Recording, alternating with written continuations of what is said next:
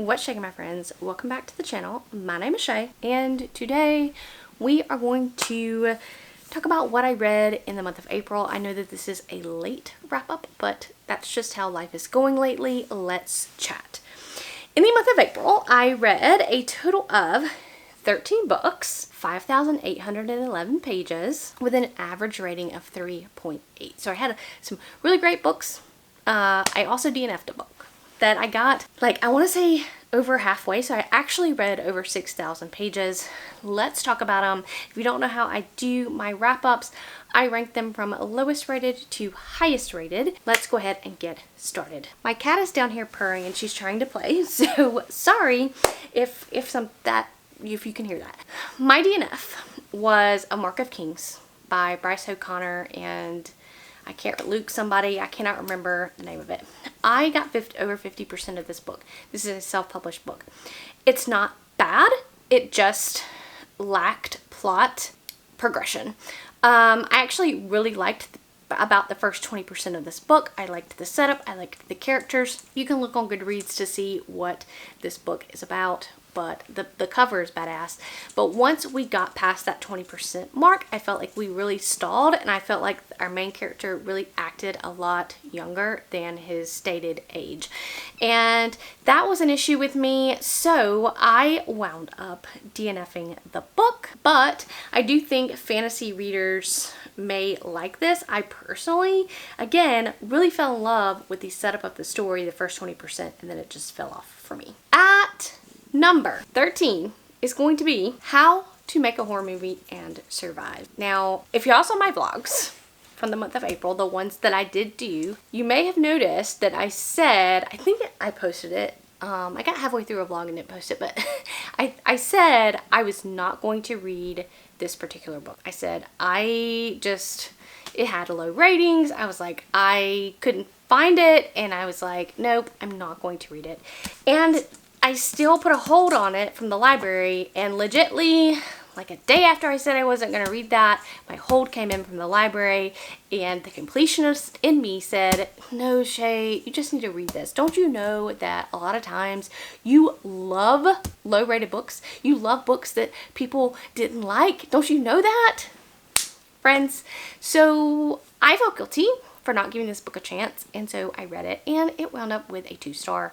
This book is following a director, and he's a famous director for a horror series that is kind of cheesy. That cheesy horror that makes people laugh, and that's not what he wants to be known for. He wants to be known for the scariest thing ever made, and he's kind of agitated because they won't let him make that. Nobody will pay for him to make a scary film. They just want him to continue to do this cheesy horror, and he's not about that.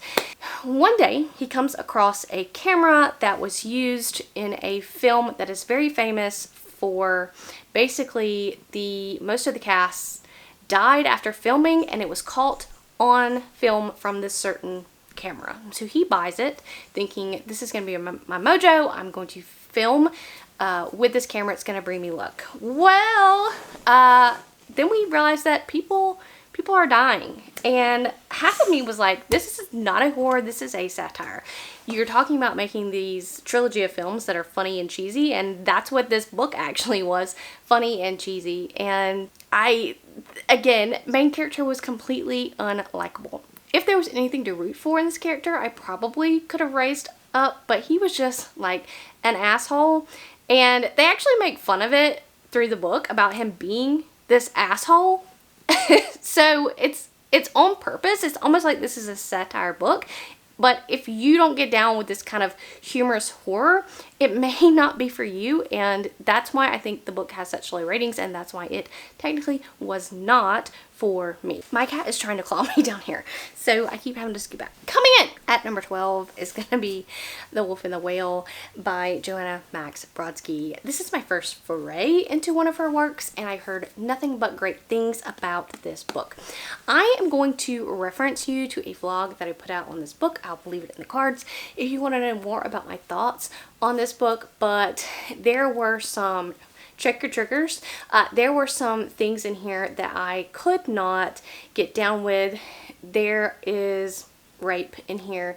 Lots of different things, and I think that the conversation is important, but I thought that it was poorly done in my eyes. So watch this video up on the cards if you want to know more about my thoughts. I did wind up giving it 3 stars because I did like the writing and I liked the overall story. Just technically, I thought it could have been handled with a little bit more sensitivity and just wasn't for me. Coming in at number 11, and this is where my month fell off the rails, okay?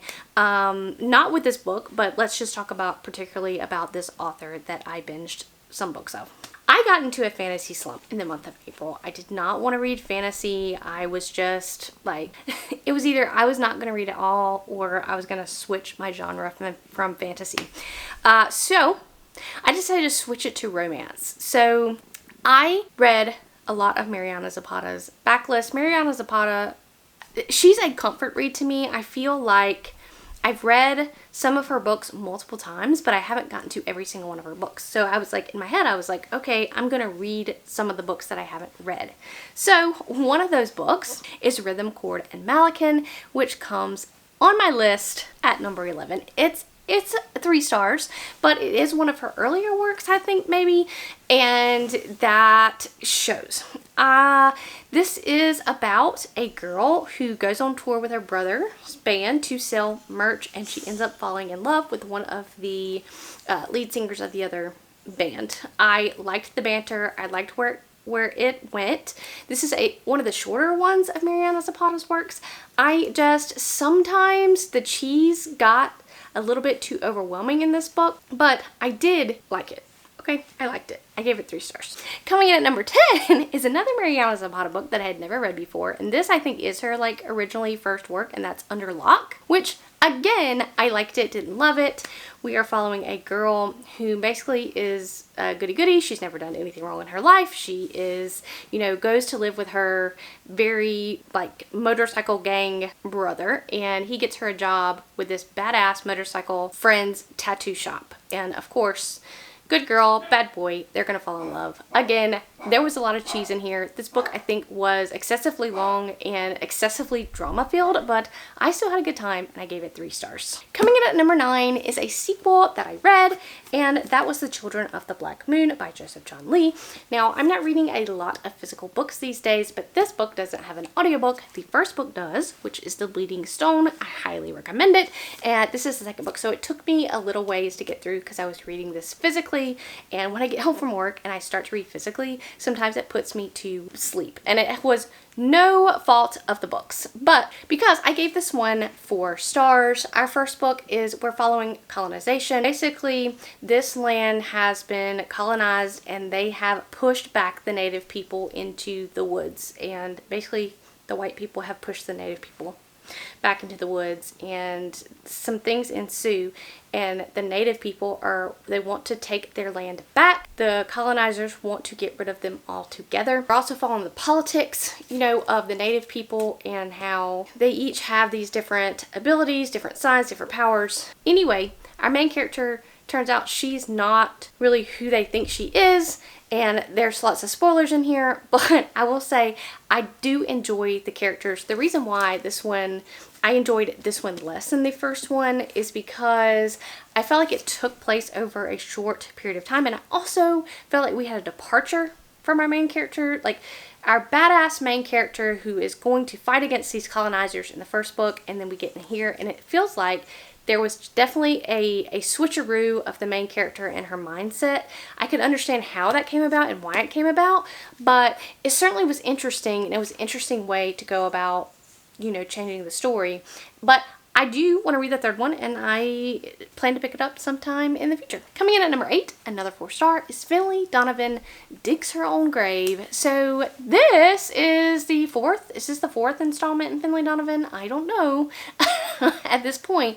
But again, I just enjoy these little cozy mysteries because it's just like something easy I can put on and have some entertainment in. But if you don't know what Finlay Donovan is, where have you been? I'm not going to go into detail about this as this is later on in the series, but I gave it 4 stars. I thought it was a solid installment, and I think I will continue to read Finlay Donovan books. Coming in at number 7 is Culty by Mariana Zapata. I gave this book 4 stars. This is the second time I have read Culty. The first time I read Culty, I think I gave it 3 stars. I didn't love it. But this is my first time rereading Culty, and I did enjoy my time. A lot better, I think, than the first time. So we are following this girl who is in this women's professional soccer league. She is going into the season, and her idol, her soccer idol, has been hired to coach her team. And so it is kind of like a player-coach romance, also an age gap romance. I don't know why I didn't like this book as much when I first read it. I think I'm not the biggest fan of age gap romance, and not that it played like a particularly huge part in the story. I also thought that like this one was excessively long and kind of boring a little bit. The first time I read it, the second time I read it, I more appreciated it, so I gave it 4 stars. Coming in at number 6 is another sequel I read, and that's Tunnel of Bones by Victoria Schwab. This is her middle grade horror series following Cassidy Blake, who can go between the ghost veil and the human veil, and lots of adventures and mischief, and really enjoyed this installment. Looking forward to continuing and finishing the series. Coming in at number 5 is another sequel. I did well reading the sequels this month, and that is going to be Emily Wilde's Compendium of Lost Tales. I am happy I read it. I'm happy I read the series. I think it was a solid conclusion. I gave it 4 stars. Obviously, this isn't one of my favorite series of all time because I don't lean more cozy, but I do think it was solid. I think it was entertaining. And I would recommend the series if you like cozy fantasy. Coming in at number 4, another sequel, was to Twisted Crowns by Rachel Gillig. I finally finished this duology. I gave the first one 5 stars. I'm giving the second one 4 stars. This one followed a different couple. The originals from the first series were in this book, and pretty prevalently. It wasn't like we switched completely, but we did switch like our main romantic focus, and I didn't like this romance as much as I liked the first one, which is why it got a lower rating from me. Coming in at number 3, I reread The Wall of Winnipeg and Me by Mariana Zapata. This starts my 5-star reads. Originally when I read The Wall of Winnipeg and Me, I gave it 4 stars. But The Wall of Winnipeg and Me is a comfort read for me. It is the book that I have read the absolute most, this being my 4th time reading it. Some of y'all are like, my God, you've only read a book 4 times? Yes, I don't do a lot of rereading. I probably should get better about that, but I just don't. But I've read this book 4 times, and I had to increase my rating to 5 stars, even though I do have issues with the book. It's my comfort read. It's my come home read. When I'm in a reading slump, I know that I can pull this book out, I can read it, and it will get me in a happy mood to read again. And that's what happened this month. And then it snowballed into me reading a lot of Mariana Zapata books because I was in that fantasy reading slump. Okay, so I loved to read it. I didn't hold it up the whole time I was talking about it, but I do have the original OG copy. I would like the special edition copy, but they're going for astronomical prices, and I'm just not going to spend ridiculous astronomical prices on it. So, but I do, it's my favorite book. Coming in at number 2, unpopular opinion, because people either love this book or hate this book, and that's going to be Our Infinite Fates by Laura Stephen. I am in the camp that love this book. This was a 5-star read for me. We are following these lovers who have lived multiple different lives, and each life they've found each other. And our main character, we're kind of going in the past lives. We're going back and seeing how they discovered each other in the past and also in the present. And basically, in every life, he kills her. And he says, please understand that I cannot tell you why I have to kill you, but I have to kill you before you turn 18 or something bad is going to happen. So in each life, he has to kill her before her 18th birthday. So it's very interesting to see the love across lifetimes and everything, and I understand why people hate this book. I do. I think this is some very beautiful writing. It does have plot holes in it. It does have a lot of things that you're like, really? but at the time, I read this at the right time, and the romance grabbed me and sucked me in, and I just had such a good time reading this book. My favorite book of the month, coming in at number 1, is Forging Silver into Stars by Bridget Kimmer. It's no secret that I love Bridget Kimmer.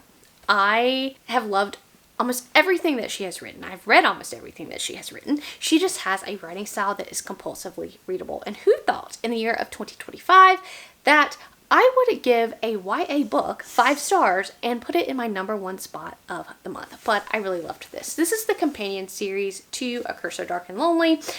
And I love that series and love this one as well. We are following 2 characters, one who is a blacksmith and one who owns a bakery kind of thing.